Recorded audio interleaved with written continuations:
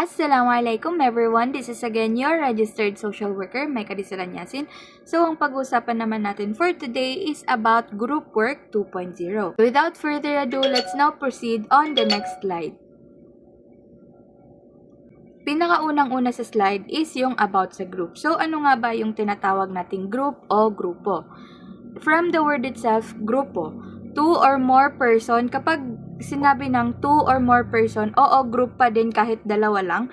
So, dalawa hanggang maramihang tao in a relationship of psychic interaction whose relationship with one another may be abstracted and distinguished from the relationship with all others so that they may be thought of an entity. Ayon yan kay Eubank. So, ito yung sinasabi nating grupo. Kung makikita nyo dito sa picture, group of friends, group of girls and boys, and magkakaibigan yan sila. Ito din, nasabi din dito na na-distinguish nila yung relationship nila sa ibang mga tao. Kibale, mayroon na silang nabuong samahan. So, yun yung tinatawag natin na group. So, yes, kung tinatanong nyo, kung yung dalawa is grupo ba din siya? Yes, grupo pa din siya kasi may tinatawag tayong partner. And still, group pa rin yun. Okay? So, let's now proceed on the next slide. Ito naman, ang pag-uusapan natin is about aggregate. So, di ba nasabi ko nga kanina, yung grupo is may nabuo na silang relationship sa isa't isa. Kasalungat niya yung aggregate. Kasi, ang aggregate is a simple collection of or group who are on the same location, usually experiencing common influence without a bond or significant interaction, may share some characteristics not organized. So, di ba ang dami niyang example? Ang sabi niya dito sa aggregate, kung makikita niyo dito, lahat sila naghihintay ng bus. Pero hindi lahat sila sasakay ng bus. Pwedeng yung isa is tinitingnan lang niya yung kasama niya kasi ahahatid niya lang. Pwedeng yung isa naman nakatayo lang talaga. Yung isa naman may tinitingnan lang or baka isa lang dito yung sasakay. So, ito yung sinasabi nating nasa isang location sila and pare-parehas sila ng pare-parehas sila ng ginagawa pero hindi pa rin natin sila matatawag na grupo kasi wala silang significant bond or hindi sila nag-uusap-usap naman talaga. Nandoon lang talaga sila sa isang location. So, if gusto nyong makita yung mas further na explanation nito, punta kayo sa YouTube ko, nandun, na-upload ko na doon yung group versus aggregate na explanation. And then, mas na-explain ko pa yun ng maayos. Basta, ang kaibahan lang nito sa grupo is same na sila na mukha silang grupo pero hindi talaga sila group, aggregate lang sila. Kasi yung grupo dapat nag-uusap-usap, may relationship. Eto, wala naman. Kasi nasa isang location lang sila and wala naman silang interaction sa isa't isa. Okay? So, let's now proceed sa next slide. Dito naman tayo sa classification ng group. So, ano nga ba ang classification ng group? May 6 tayong tinatawag na classification of group. Pinakaunang-una sa lahat, itong form groups. Ano ba yung form groups na buong grupo? Are those that come together because of some outside influence or intervention, usually with affiliation convened with particular purpose. Ito yung, from the word itself, formed groups or binuo na grupo. Yun lang naman ang meaning ng form groups. Binuo na grupo dahil nagkaroon sila ng intervention or may influence sila outside. Kibale, kung facilitator ako, may binuo akong grupo, ang itatawag ko sa kanila, formed groups kasi binuo ko sila. Example niyan is yung therapy group, 'di ba? Pag nagpapa-therapy ka is kailangan mong bumuo ng grupo para maging grupo sila. Educational group, hindi naman lahat for example, yung mga bata sa lansangan, hindi naman yun sila grupo talaga, like hindi sila magkakakilala, pero binuo mo sila para makabuo ka ng educational group. Same lang din sa committee social action group. Kibale, for example, social workers, and then mga teachers, and then mga engineer, then binuo mo sila, yun yung tinatawag nating formed groups. Next naman dito, natural group. So, ano ba yung tinatawag nating natural group? Natural group that are those that come together spontaneously on the basis of natural events, interpersonal attraction, or mutually perceived needs of members. Ito namang natural group, para siyang natural lang siya na group. Hindi siya binuo, pero bigla na lang silang naging grupo. Example niya is yung peer group, yung mga gang, at saka yung mga fraternity. 'Di ba hindi mo naman sila kailangan buuhin para magkaroon ka ng kaibigan. Usually, natural lang yan siya in our life na bigla ka na lang makakahanap ng kaibigan mo or bigla ka na lang makakahanap ng kaway mo and then sasali ka and then magiging grupo kayo. And walang outside na person na bumuo sa inyo unlike dito sa formed groups na may facilitator dito. Dito sa natural group, walang facilitator, kayo na mismo yung bumuo sa sarili nyo, kaya siya natawag na natural group. So sige, proceed naman tayo dito sa baba. Dito naman sa number 3 is yan yung tinatawag nating treatment group. So ano ba yung treatment group? Treatment group daw is used to signify a group whose major purpose is to meet members' socio-emotional need. Kasi dito, treatment, kibale, may ginagamot. Diba? So, ang main purpose or ang purpose daw talaga ng treatment group is para ma-meet ng mga members yung pangangailangan nila socially. Kapag yung socially yan ha, socially, and then emotionally, para ma-meet nila yon sa kanilang mga kagrupo. Kasi hindi naman pwede na bubuo ka ng treatment group tapos isa lang. Kailangan marami sila para sila na din yung magtutulungan kung paano ba nila matutulungan yung sarili nila. Dito naman tayo sa task group. Ano ba yung tinatawag nating task group? Task group is used to signify any group in which the overriding purpose is to accomplish a goal that is neither intrinsically nor immediately linked to the needs of the members of the group. Task group is ito yung mga grupo na may pinapagawa kakibale. For example, gawin natin yung, for example, sa Jensen, di ba? Nagtawag sila ng mga volunteers, ng mga workers, ng anyone else na tutulong. And ang main purpose nila is magbigay ng mga psychological needs, magbigay ng mga relief goods, magbigay ng ganito-ganyan. Task group, may gagawin kayong may gagawin kayong tungkulin. Kaya kayo naging task group kasi may tatapusin kayo. Kumbaga may mission kayo. Yan yung tinatawag nating task group. Okay? So sige. Proceed naman tayo dito sa primary group. Ano naman yung tinatawag nating primary group? Primary group is typically a small group whose members share close personal enduring relationship. Example niyan, yan yung family natin at saka yung mga friends natin. 'Di ba sila yung primary groups natin kasi sila yung masasandalan natin, sila yung unang-una nating pupuntahan kapag hindi na talaga natin alam yung nangyayari sa atin. And may shared din tayo na relationship sa kanila. Kumbaga, close na close tayo sa kanila. Lahat ng personal na nangyayari sa buhay natin, isinasabi natin sa kanila. And kahit mag-away-away man tayo, kumbaga sinasabi mo pa din na kahit umalis ka, pamilya mo pa din siya. Or kahit maghiwalay kayo ng best friend mo, magkaibigan pa din kayo.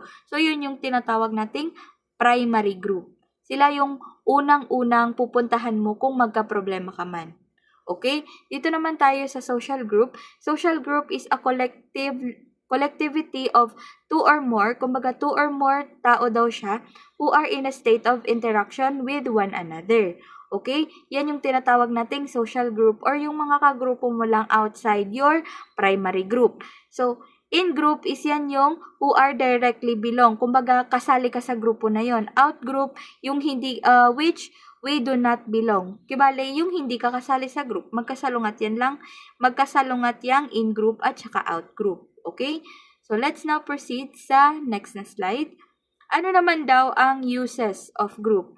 Uses ng group is para daw for effect of the participants, kumbaga means of helping. Ginagamit ang grupo para makatulong yung isa't isa sa mga kagrupo niya. Nandito din to help individuals change and grow. Kumbaga, binuo or nagkakaroon tayo ng grupo para tulungan natin yung mga tao na magbago at mag-grow. Ito naman, resocialization. Kumbaga, grupo din is ginagamit para makihalubilo tayo sa isang mga tao or sa ibang mga tao. Maka-acquire din tayo ng pagbabago sa ating sarili. Makapag-change siya ng behavior na mali sa atin. Maka-develop din siya in modification. Kumbaga, ginagamit ang grupo para mapabago niya din yung isang tao. Dito naman, for collective problem solving. Allow the member to come together, share ideas, analyze problem, and create solution. Ginagamit din daw ang grupo para makapag-share kayo ng mga ideas, mapagtulong-tulungan nyo yung mga problemang hindi nyo masolusyonan and magawa nyo siya ng solusyon and magawa ng paraan. Kaya siya tinatawag na for collective problem solving. Kapag kasi nakita mo yung collective, meaning maramihan yan. Marami kayong magsosolve ng problem, marami kayong mag-share ng ideas, marami kayong mag-analyze para ma-create nyo yung solution na kailangan nyo para doon sa problema nyo. Dito naman sa for change in the social situation or condition outside the group. There's modification of institution or social system within the group exist. So, yun yung sinasabi natin na ginagamit din daw yung grupo para sa pagbabago ng social situation or condition ng isang tao outside the group. Okay? So, I hope na na-understand nyo yan. Dito naman tayo sa advantages ng grupo. So, ano nga ba ang mga advantages ng isang grupo? Letter A, marami daw individual is parang mas comfortable sila, mas nai-encourage sila, and mas nag-share sila ng ideas and experiences nila kapag nasa group sila na nafe-feel nila na supported sila and may assurance sila na ma-realize din nila yung mga problema nila at mas masusolusyonan. Yun ang isang advantage ng isang group. Pangalawa naman, yung group member daw is nakaka-receive siya ng psychological reward kapag na-experience niya or nakakatulong siya sa ibang mga taong may problema din. Kasi 'di ba kapag nasa grupo ka and then nag-share yung kagrupo mo ng problema niya and then sinabi mo din sa kanya na baka makakatulong to sa'yo kasi ganito yung ginawa ko. So, ikaw na nag-share parang makakakuha ka ng reward or psychological reward na parang nakatulong ka sa ibang tao. Yun yung mini-mean niya. Pangatlo naman, internal forces in the group can influence or yung mga internal forces daw sa grupo is nai-impluwensyahan niya yung attitude mo, yung paniniwala mo, yung ugali mo, tsaka nagme-make or ginagawa niya daw yung grupo as an instrument para maka-effect ng pagbabago sa isang tao at also sa mga kagrupo. Next naman dito is yung grupo daw is nagli-lead siya itself sa variety of activities that are not relevant to the group's goal but also respond to individual members' needs and problems. Yung grupo din daw is nagbibigay siya ng maraming activities na kahit na hindi kasali doon sa goal ng mga group is nakakatulong din iyon sa mga participants na nangangailangan talaga ng tulong na yon. Letter E naman, yung cooperative thinking is yan yung lahat kayo nag-iisip ng proseso is, di ba, nagte-takes place din sa group. Kumbaga, kapag may problema kayo, sabay-sabay nyong sinusolusyonan. So, sabay-sabay din kayong nakakahanap ng solusyon and nasusolusyonan din yung problema nyo. Marami din daw individuals have similar or may pagkaparehasang problema that are best handled or mas mabuting nahahandle kapag may grupo. And also, mas natutulungan ka din niyang magkaroon ng decision-making process kapag parte ka ng isang group. Letter G naman, for certain purposes, mas economical daw to work with groups than individuals. So, mas mabuti nang makipag-work ka sa mga kagrupo kasi marami kang matutulungan, marami kang ideas na makukuha compare sa kung isa lang ang kinakausap mo. Okay? So, sige. Proceed tayo dito sa structural properties of the group. So, ano ba ang mga structural properties ng isang grupo? Unang-una sa lahat yung size. Size refers to the number of person in the group. Kumbaga, eto, sa treatment group, diba? Pag sa treatment group, kailangan yung grupo is 5 to 7 members. So, yan yung size niya. Sa task group naman, kapag may gagawin kayo, is limited size for efficiency. Kumbaga, kailangan hindi naman konti pero hindi din super dami kasi kapag super dami is hindi nyo na magagawa yung ginagawa nyo kasi marami na kayong i-cater, diba? And kapag limited lang siya pero lahat naman kayo gumagawa, mas nagagawa nyo ng mabilisan yung ginagawa nyo and mas mafofocusan nyo yung grupo. Advocacy naman, eto na yung large size kasi may ina-advocate ka na. For example, nagrarally kayo na gaya nung ginawa ni Jessica Soho na yung sa corruption something and yun yung sa advocacy-oriented group. And diba, super dami na nun kasi rally na nga ito. Sige.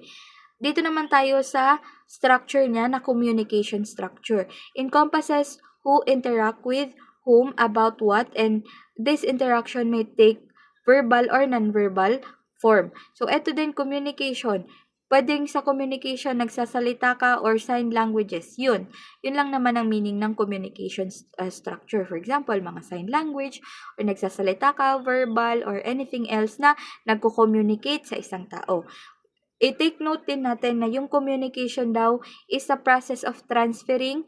Yung communication is proseso ng pagta-transfer at pag-share ng mga messages at meaning through pag-use natin ng salita, ng mga symbol, ng mga gestures, kapag may sinasabi ka, may tinuturo ka, or sound, or yung mga tambol, yung kapag may gapipip sa'yo na sa kalsada, meaning tumabi ka, parang mga ganun, yun yung sa sound.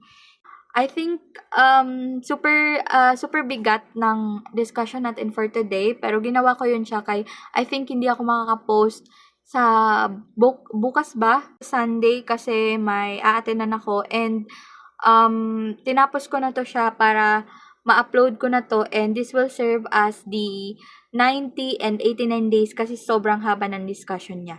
So, yun lang. Thank you so much for listening and please follow me on my TikTok account and also on my YT channel at my car SW. Same lang sila dito ng profile sa TikTok ko. So, yun lang. See you on other side, future social workers. Bye-bye!